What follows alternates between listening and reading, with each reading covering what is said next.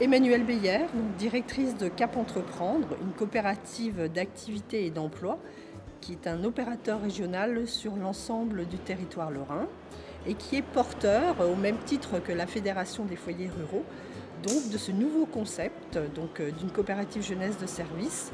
C'est une première dans le Grand Est, puisque cette petite CGS va permettre donc à un groupe d'une quinzaine de jeunes de 16 à 18 ans de pouvoir proposer des prestations tout au long de l'été, donc à des particuliers, à des collectivités et aussi des entreprises. Ce sont des prestations facturées et à la fin de l'été, ils pourront récupérer donc le bénéfice de leurs activités et se le partager.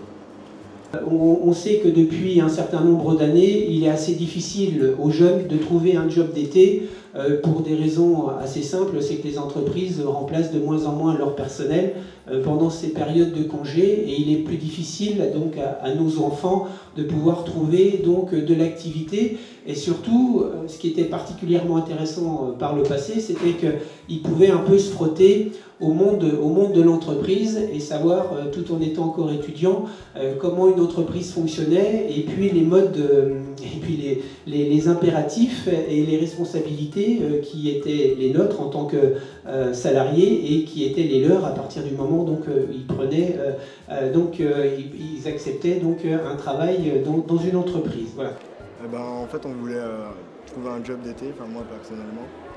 Et on a cherché, je faisais partie du conseil, du conseil des jeunes de Mirecourt et j'ai entendu parler du projet. Donc Bah voilà, moi pareil, j'aime bien tout ce qui touche au domaine professionnel. Le fait de m'investir dans une entreprise, je trouve ça intéressant. Voilà. Pareil comme Thomas, je suis aussi au conseil des jeunes, donc ce qui m'a permis d'arriver ici assez rapidement. Donc voilà, c'est une bonne ambiance, c'est très bien. Donc c'est intéressant de pouvoir participer à ce projet. Qu'est-ce qu'il y a des autres jeunes qui justement font pas du tout partie du conseil et comment vous avez été les chercher, etc. Eh ben, en fait, il y avait des tracts dans Mirecourt pour justement s'inscrire. Et je pense qu'ils les ont vus là. Ou sinon, par le bouche à oreille, je pense surtout. Et sinon, je sais pas du tout. C'est vrai que nous, alors maintenant, on fait de la pub pour rechercher les jeunes, mais aussi des marcheurs, mais c'est aussi les jeunes, donc en distribuant des tracts, tout ça. Page Facebook qui se porte très bien. Ouais. Hein, combien de vues? 900. Voilà, 900 vues en une semaine et demie. Donc, chaque jour, on essaye, avec ce qu'on a fait, de donner des informations, mettre des photos pour que les gens sachent que...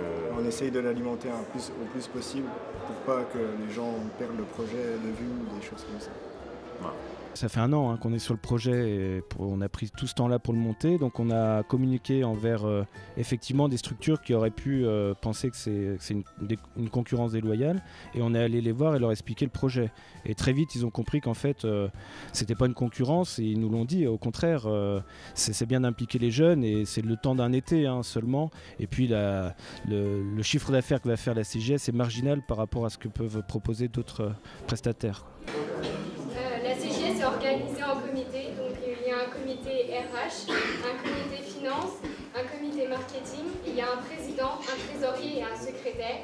Et puis on a fait plusieurs réunions, 4 réunions d'information où on a invité les jeunes à venir discuter pour leur expliquer ce que c'était que la CJS et voir aussi quels étaient à eux leurs besoins et leurs attentes.